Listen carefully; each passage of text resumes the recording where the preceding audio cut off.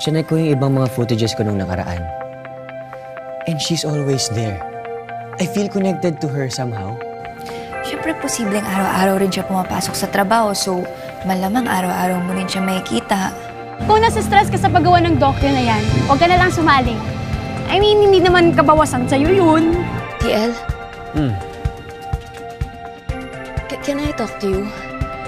Bakit ka magre-resign? Is this about the previous TL?